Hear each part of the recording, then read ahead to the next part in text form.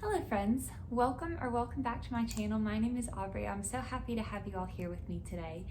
So you may notice that it's a different setup than usual. I'm actually downstairs in the living room because the library is still a mess. It is not like there is stuff everywhere. It is not finished being set up for Christmas, which breaks my heart a little bit, but it is entirely my fault. I've just been so busy with work lately, but I finished grading my last 3 essays yesterday and finished grading all of the final exams. So all I have to do is post final grades this evening and I'm done.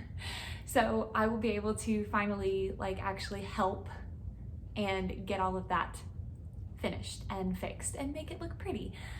This is the first year in as long as I can remember that the whole tree setup area, whatever you want to call it, hasn't been finished before the first couple days of December are over. So that's upsetting, but it is what it is, and I am done with work now, almost. One last thing to do, and then I'll be able to focus on Christmas, so that's exciting. But what we're going to be doing this week is part 2 of my winter books recommendation. So I do have a stack here and we're going to go through the rest of the books. So again, this is part 2. If you have not yet seen part 1, I will link that down below, but we are going to go through the rest of the books on my winter book list. So these are books that in some way remind me of winter. Either the setting is very wintry or snowy or cold, or something about the subject matter or the aesthetic just feels good to read in the winter to me personally. So we're just gonna go ahead and jump right in it. So the first book that I have here today is actually a series recommendation, and that is The Legend of Drizzt. So this is part of the Dungeons & Dragons Forgotten Realms universe. This particular series is by R.A. Salvatore, and this is the first bind-up, so it's the bind-up of the first trilogy, because the Legend of Drizzt is made up of a bunch of smaller series that follow the same main character, which is Drizzt Do'Urden. So in this first series, we kind of see Drizzt's origin story. He is a drow, or a dark elf, and we see him kind of overcoming the expectations that are put on his race, both by his people and by outsiders, and becoming a hero. So it is a fantasy story. It is set within the Dungeons & Dragons universe. So if you play D&D or you're familiar with the lore or the different races and classes, then this is going to have some extra enjoyment for you. But this to me feels perfect for the winter, because in this first trilogy, we spend a lot of time in the Underdark, so where the drow live, which is underground in this cave system, this massive cave system, insanely huge. And the drow kind of live in the darkness, and there is a lot of dark aspects to their society because they are not very kind or moral as a society. But we see Drizzt kind of rebelling against that and going on this journey to escape this role that he's been put into by his mother and his people, and traveling through the Underdark and encountering all of these weird creatures and enemies, and it's just so fun. But then even outside of this first trilogy, even once he makes it up onto the surface, there is a lot of snow. There is a lot of cold, snowy environments, mountains, tundras, there is a lot of snow. I have only read the first 2 series in The Legend of Drizzt, so I can't speak beyond that, but I read both of them in December. I read this series in December one year and then the second series in December of the next year, and I think it was just really fun. Plus, I think that classic fantasy stories really fit the winter anyway. Something about them, I just really enjoy reading them when it's cold outside and I can curl up with a blanket and a drink and maybe the fireplace going. So if you are at all interested in D&D, at all interested in classic style fantasy, I recommend The Legend of Drizzt. And then the next book that I have, I actually read in the spring because I thought based on the cover it was going to be a very springy book, and it was not. This is a book that is very much set in a wintry place. And that is Emily Wilde's Encyclopedia of Fairies by Heather Fawcett. This is the first book in the Emily Wilde series.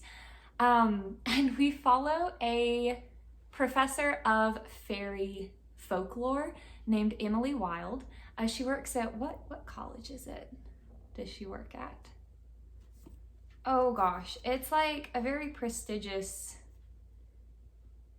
university. It's in London. Is it Oxford? Is that where she works? I don't remember.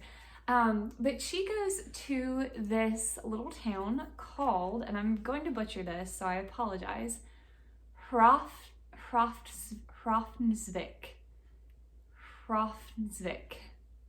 I don't know. It's very much inspired by like Iceland, I would imagine. But she goes there because they have some very interesting fae who live in their town, and she is actually putting together an encyclopedia of all of the known fae, how they behave, like what their behavior is like, how to interact with them. And she is the first person to do this. She is very dedicated to her work, and she is not very much of a people person. She is quite socially awkward, but she goes to this little isolated town, this little isolated village, in order to study these very unique fae that live there. And while she's there, her academic counterpart and sort of her rival, Wendell, is it Bamblebee? Is that his name? Yes, Wendell Bamblebee shows up and is like, I'm here to help you with your research. And he is very much her literary foil. He is very outgoing, very outspoken, very charming, very good at getting people to like him and do things for him. She is very not. But there is, perhaps a bit of chemistry there. And I will say the fae in this story are scary. They are not like sweet, cute little fairies. They are not the kind of fae that you see in like romance stories. They're frightening. And it's all told from Emily's first person perspective because it's told from her journal or diary entries. But the reason I think that this is perfect for the cold is the setting. It does take place in a town that is very much inspired by a town you would see in Iceland. There is snow constantly. The fae themselves are very tied to the cold and the snow and the winter, and the atmosphere is just perfect for a cold day, especially if you live somewhere where it snows a lot. But I just think that I was so disappointed when I read it in the spring, not by the book. I love the book, but I was so disappointed that I hadn't just read it in the winter. I was like, I wish that something on the cover had indicated, well, there are snowflakes actually, now that I'm looking at it. I guess I just didn't pay that much attention. And I saw the UK cover, which is very springy and not wintry at all. But I was like, I wish I had read this in the winter because I feel like the atmosphere would have been so much stronger. Because I've mentioned in videos before, I really like to read seasonal books. Like I am a mood reader, and the seasons do affect my mood reading. So I just feel like this would have been really good to read in the winter, but it is really, really fun. Emily and Wendell's dynamic is hilarious and sweet, and Emily is such a fun character to follow. She just feels like a real person, and I related to her on so many levels because she is just so devoted to her work and to her interests. That's the thing. It's not that she's devoted to her work so much as her work is directly tied to her interests, and so she is so enmeshed in this field of study that she loves and cares about so much, and she's not always good at relating to other people, and I just really, really like her as a character. But I think that this is perfect to read in the winter because of the setting, because of the really dark, scary fae that they encounter in here, so highly recommend this one. Then I have a manga series to recommend to you, and that is The Girl from the Other Side, or Cyril Arun. I'm I'm not sure how you say that, by Nagabe. So this is volume 1. This, oh no. Hi, baby. If you could hear anything, the cats were playing in their tunnel over there. Now Rekka is over here investigating my microphone. Hello, sweet girl. Hi. But anyway, so The Girl from the Other Side is a manga series, and we follow our 2 main characters. This is Teacher, and one day he finds a little girl named Shiva abandoned in the forest, and he takes her in and takes care of her. However, Shiva is human, while Teacher is what is known as an outsider. There is a very fairy tale-esque curse in this story. It reads very much like a dark fairy tale, where there is this curse. It almost acts like a disease in a way, where if you get infected by it, you turn into an outsider. And outsiders, if they touch a human, it then infects the human. The curse is transferred to them as well, and they then start to turn into an outsider. So the human kingdom that is in this story have kind of blocked off their lands and their kingdom and kind of just abandoned everything outside. So I don't really want to say too much more about the curse or anything because I don't want to spoil it. That's something you kind of learn about going forward through the story. But Teacher is taking care of this little human girl named Shiva. Obviously, he can't touch her, so he is trying to care for her the best that he can, and their dynamic is so sweet and wholesome. But Teacher is trying to figure out what's going on with the curse. He doesn't remember anything from before a certain point in his life, and he's trying to figure out what he has forgotten, what he's missing, while also caring for Shiva. And there is a greater mystery that surrounds the 2 of them that, again, I don't want to spoil. But this story, I don't know how well you can see it in the cover. It doesn't really have snow in this cover, but there is a lot of snow in this story. It starts out with kind of almost like a springy, summery type setting, but as you go through the story, it gets snowier and snowier until, there's like so much snow at the end. But the whole thing just feels so dark. And the way it's drawn, let me just show you an example. It's not drawn in a typical manga style. There is a lot of shading and a lot of darkness. And here, I don't know how well you can see that. But reading the story, it's just classic fairy tales feel really nice to read in the winter, just like classic fantasy does. And this does read very much like a dark fairy tale. So even if it hadn't gotten, I feel like, okay, the beginning of the story, like I said, the setting feels very springy. There are flowers and vines. They're living in this little cottage, and it's like very cottagecore with a dark story kind of surrounding their little haven. But the whole thing is just, it's filled with all of this eeriness. Even the really wholesome parts, you can't really escape the sense that there is something wrong with this world, because all of these houses that they go past, explore, whatever, are empty, abandoned. They are scavenging for food in these different houses. There are no people anywhere. There is this threat kind of surrounding them from the knights from the kingdom, and it does get quite dark at times, but it also keeps this lighthearted, sweet, wholesome vibe sprinkled throughout it, especially with Teacher and Shiva and their relationship with each other. It can get a bit confusing and a bit strange, so I'm not saying that it's like the best story I've ever read as far as composition, because there were parts that I was like, I feel like we honestly need a bit more explanation. But again, if you look at it like a fairy tale and just kind of accept things as they come, then I think that helps. But like I said, it does get very, very snowy and cold as the story goes on. So at least the later volumes are very good for the winter. But I think the whole story in and of itself, because of this darkness and this fairy tale feeling to it, I think that it's really good to read in the winter. All right. Then I have another series to recommend to you. And this is a repeat from my fall book recommendations because I also recommended it there, but I do think that it's really good for the winter as well. And that is Harry Potter by J.K. Rowling. So I recommended this series for the fall because, I mean, it's about a young boy who finds out that he's a wizard, goes to school to learn magic.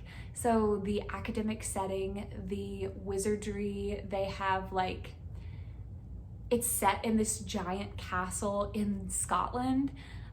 It's perfect for fall and Halloween. However, I think that it's also really good to read in the winter because they do have Christmas. The first book, the Christmas scene is so sweet because if you don't know about Harry Potter, Harry is an orphan. He's raised by his aunt and uncle alongside his cousin, and they are all three very, very cruel to him. But as I said, he finds out that he's a wizard on his 11th birthday and gets to go to school to learn magic. But he also finds out that there is a Dark Lord who was involved in his parents' death, and that there is some sort of connection between him and this Dark Lord. And that's all I really want to say if you're not familiar with Harry Potter. I don't want to spoil anything for you, but even if you've seen the movies, you should read the books because the books are so fun and whimsical and wonderful. But in the first book, the Christmas scene is so sweet because, like I said, Harry has been mistreated his whole life, basically, and he's never really had a good Christmas. And then he has a good Christmas, and it's so nice. But also, when you get to book 4, The Goblet of Fire, there is actually a Yule ball that takes place. So, I mean, it's just, I think that the story is really good for winter as well as fall. I think either season you choose to read it in would be perfectly fitting. But I just love Harry Potter so much, and I just think, again, because it takes place in Scotland in a castle, and they talk about having Christmas at the castle and Christmas trees, and it's just so nice. And I don't know, I just think it's also good to read in the winter. So if you haven't read Harry Potter, this is a sign that you should do so. All right, so then the next two are also series, but for both of these, I've only read the first book, so keep that in mind. But the first one is His Dark Materials by Philip Pullman. This is book 1, The Golden Compass, which is the only book that I have actually read in this series at this point. But in this book, we follow a girl named Lyra who has lived at this college, Jordan College, kind of her whole life with her friend Roger, but Roger disappears, and Lyra is trying to figure out what has happened to him, where he's gone, trying to go and rescue him. But in this society, every person has something called a daemon or a demon. I'm not really sure how you are supposed to pronounce it. I'm gonna say daemon. You have a daemon who is essentially like a manifestation of your soul. So it is a creature that is completely bound to you. You have this very profound connection with each other. And as a child, because you yourself are still maturing and kind of figuring out who you're going to be, your daemon can shapeshift between any kind of animal form that they wish to change into. But once you kind of come into yourself and kind of settle into who you're going to be, your daemon also settles on a permanent form that represents you as a person. So really, really interesting concept, but this story,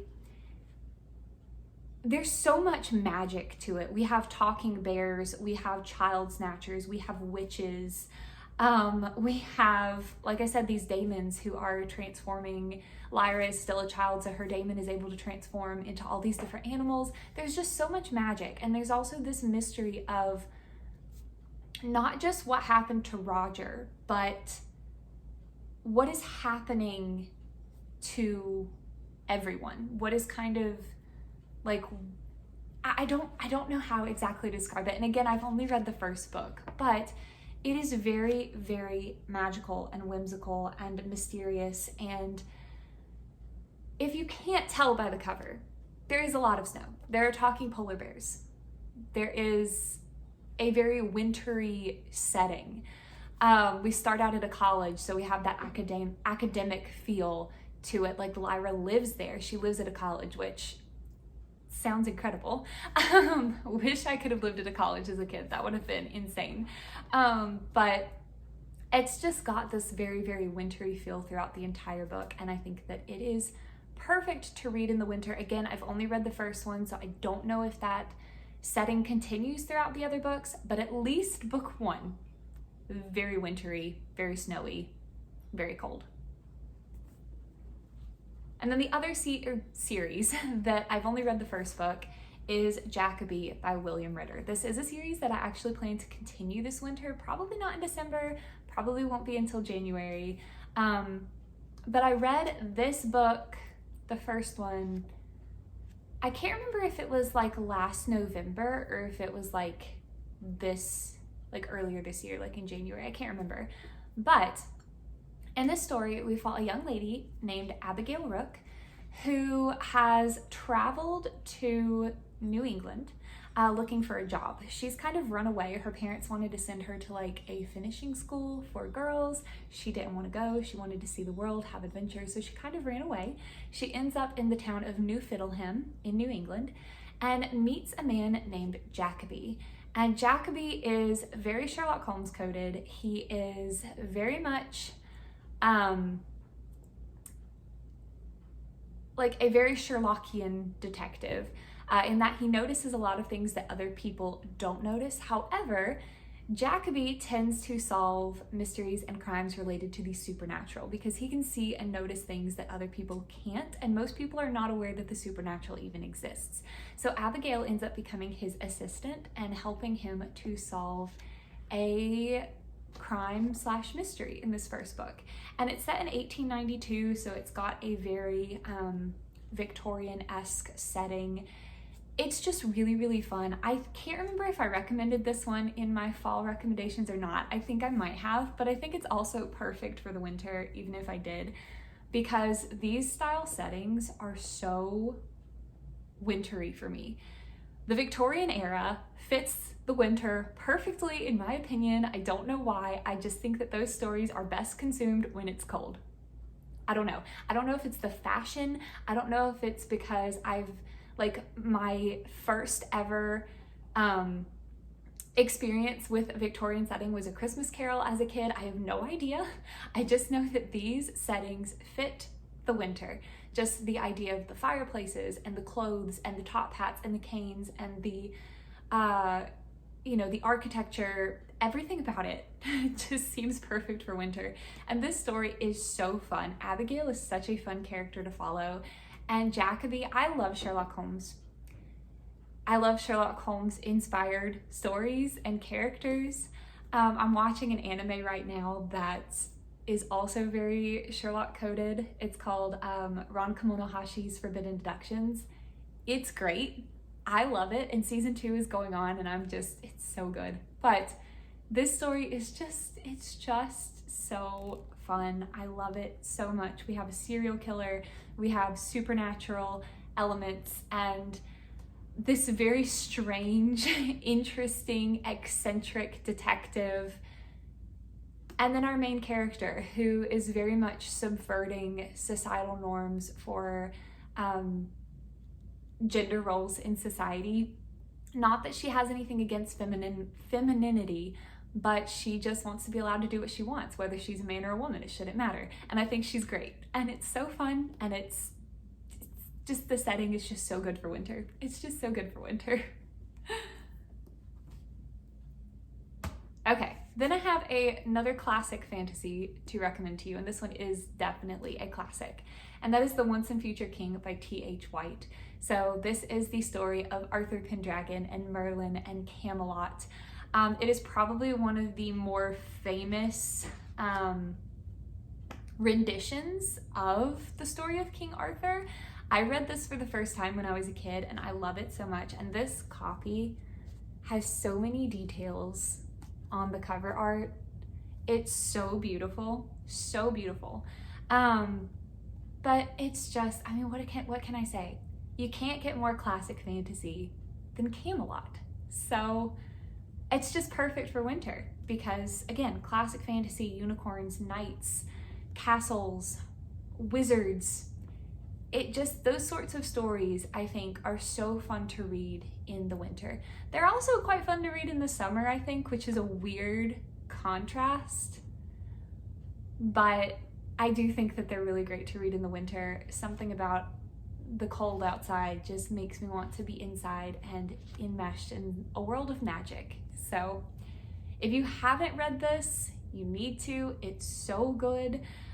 It is kind of a, I don't want to say a younger take on King Arthur. What year was it written?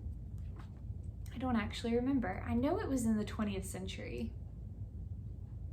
Okay, so it looks like he copyrighted it for the first time in 1939. So yeah, early 20th century. I don't want to say it's a younger take on King Arthur, but it is in some ways, I think. At least compared to like the really, really classic tales like Le Morte d'Arthur or Gawain and the Green Knight, those sorts of things. But it's just really fun, and it was originally published, I think, in 3 separate volumes, but they have since kind of been compiled into this one edition, and this is kind of, I think, the standard for how it's published now. There is a sequel called The Book of Merlin, which is like a fraction of the size, and I do have a matching edition to this one. I just haven't read it yet, but so I can't speak to that one, but I do recommend this one. It's just really, really fun. And if you like Camelot and you like King Arthur, you like Arthurian legends, and you haven't read this, you need to do it. You need to do yourself a favor and read it, because it's just a delight. All right, then I already mentioned I love Sherlock Holmes, so I have to recommend to you the original. So Sherlock Holmes by Sir Arthur Conan Doyle. I love Sherlock Holmes so much. He's one of my favorite literary characters, Dr. Watson as well.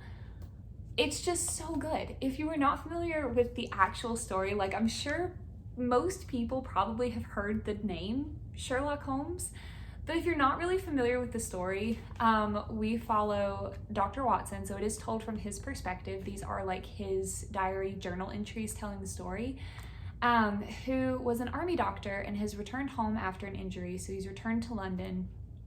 And he meets Sherlock Holmes, who is the world's only consulting detective.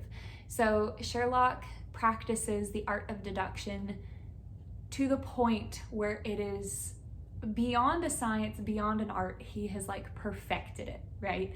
And he is able to notice things that most people are not able to notice and come to conclusions based off of those observations.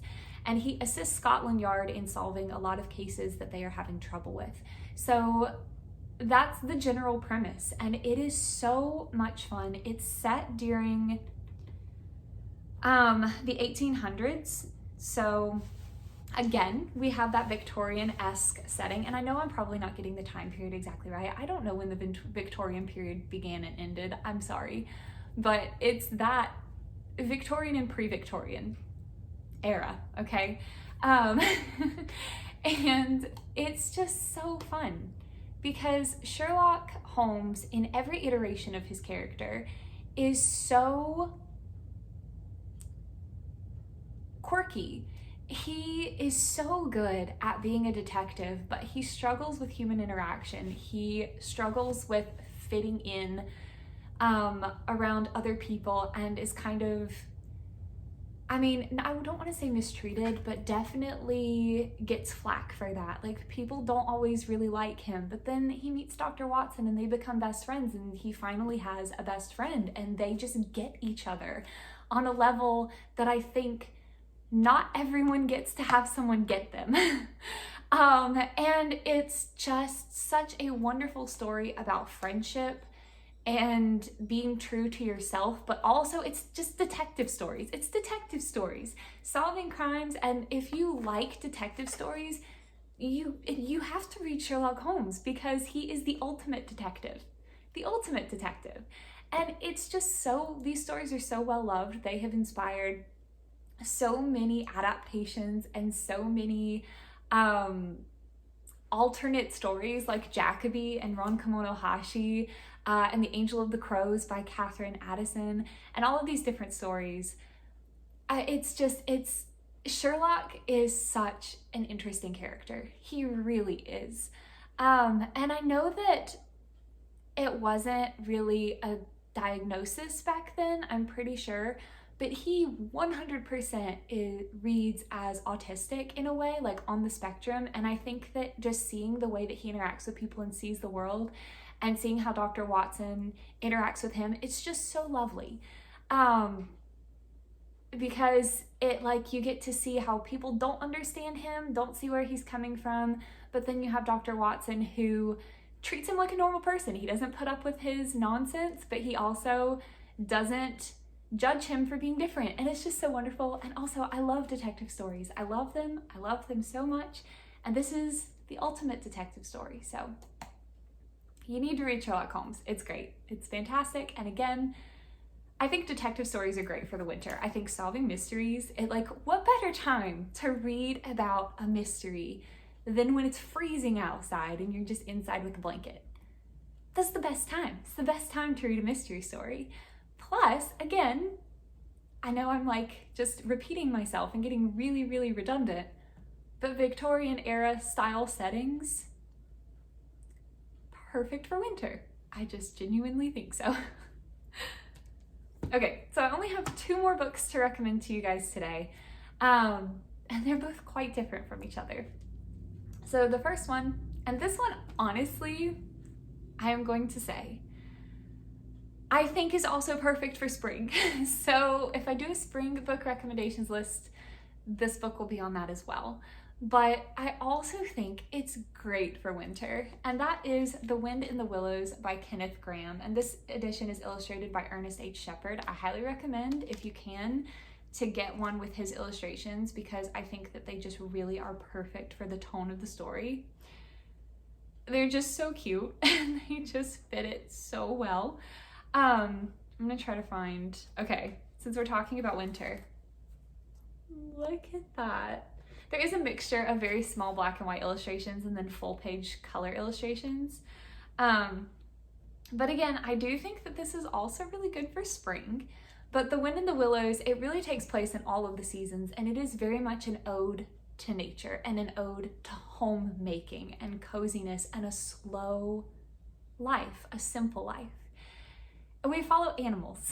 We follow rat and mole and toad and badger and their just day-to-day lives and their interactions with one another. And rat and mole become good friends at the beginning, and they like to go boating, and there is a lot in here about just enjoying nature and enjoying calm, beautiful days in whatever season it is.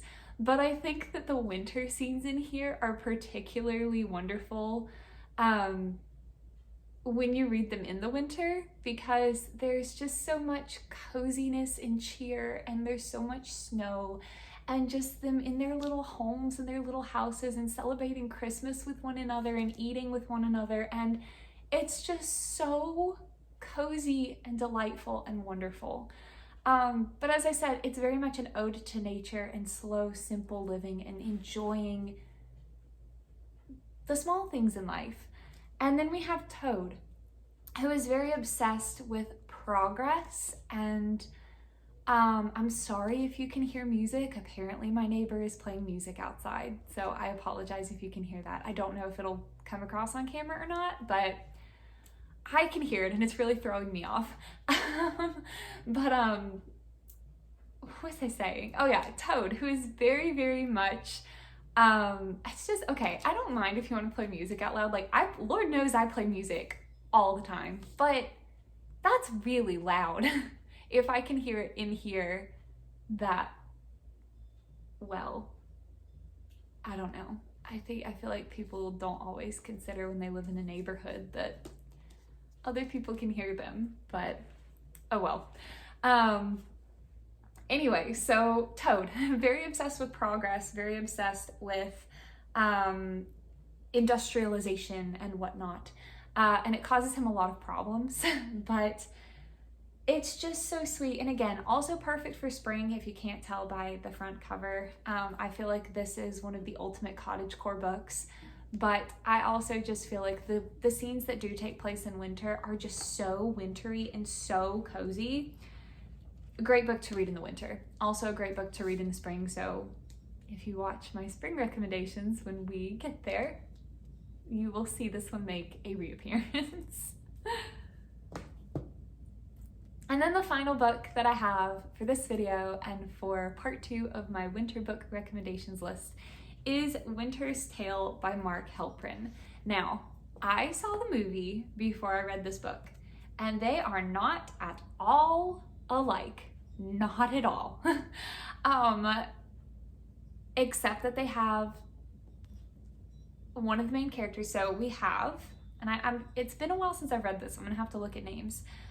Peter Lake, who is a master mechanic, and he attempts to rob a mansion. And when he does, he meets the daughter of the house, whose name is Beverly Penn, who is actually dying of consumption.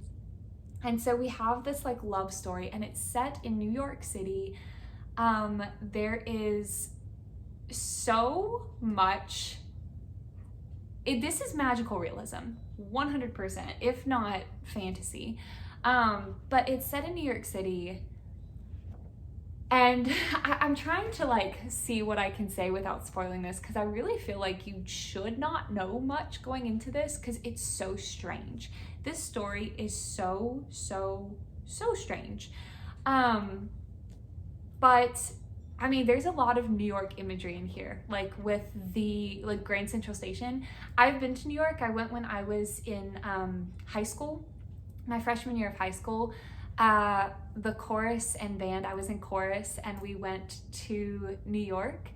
And so when they were talking about Grand Central Station, I was like, oh my gosh, I've been there, and I could picture it in my head. So if you've ever been, like, the imagery in here is just so cool. Like the things that they discuss with those sorts of iconic places. And Grand Central Station is the one that I remember most. Again, it's been years since I've read this book. That's the one that sticks out most to me, like in my memory from this book. I still remember scenes with the ceiling of Grand Central Station, and I don't want to say any more because again, I don't want to spoil it, but we have this romance between this thief, this Irish thief in New York, and this lady of a very well-off family who, like I said, is dying of consumption. And it does take place during the winter, if you can't tell by the title and the copious amounts of snow falling on the cover. And this is the media tie-in edition, so I wish I had gotten the original cover, but that's okay.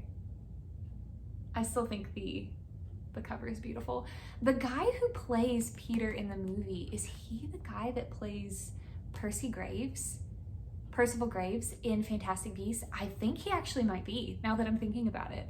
I like kind of remember, and it's kind of hard to see him on here, but I think it's the guy who plays Percival Graves in Fantastic Beasts, which I can't remember his name right now. He's very famous, and I've completely blanked on his name. But anyway, there is a lot of cold New York streets in Grand Central Station, in this big manor house. It's just really, I mean, it's called Winter's Tale. So it's great for winter. And again, it's really weird. There is tragedy and romance and magic and the desire to do whatever it takes to save the person you love. And that's all I really want to say. But again, perfect for winter. I mean, it's right there in the name, so. All right, so that is it for my winter book recommendation. Again, I will link part 1 in the description if you would like to watch that and have not done so yet. But thank you guys so much for watching. I hope that maybe you found some new books that you would like to read this winter. If you have, if me talking about any of these has made you excited to try them, please let me know in the comments. Or if you have any wonderful books to recommend that you think are perfect for the winter, either because of the setting or the vibe, or maybe they have something to do with the holidays. I don't know, but I would love to hear what you have to say, because I'm always looking to expand my ever-growing TBR. And again, I love reading seasonally, so I think that it's really fun to hear what you guys think fit the winter, and to see, you know, different perspectives on what winter is like, and you know, what books and stories fit that season. I just think that's really fun. So I would love to hear what you have to say. Or if you have anything you're planning to read this winter, you can pop that down too. Just please keep all comments spoiler free. But I really genuinely love to talk to you guys in the comments. So, you know, again, anything that you have to say, I would love to hear. If you want to leave an emoji, let's do maybe a little snowman. A snowman would be really cute. So if you want to put a little snowman down there, either with your comment, or if you just want to let me know that you were here but you don't really have anything else to say, you can just pop a snowman in the comments. But again, thank you all so much for watching. I hope that you are having a wonderful day or a wonderful night wherever you are, and I hope to see you in my next video. And we should have a really beautiful Christmas tree background. So, bye!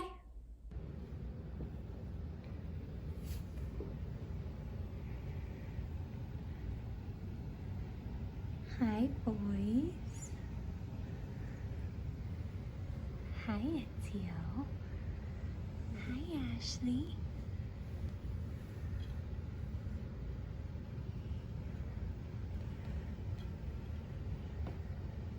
What are you doing? Are you sleepy? Are you sleepy?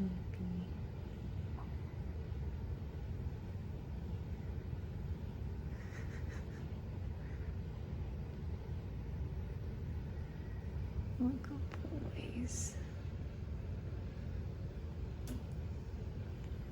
What good boys.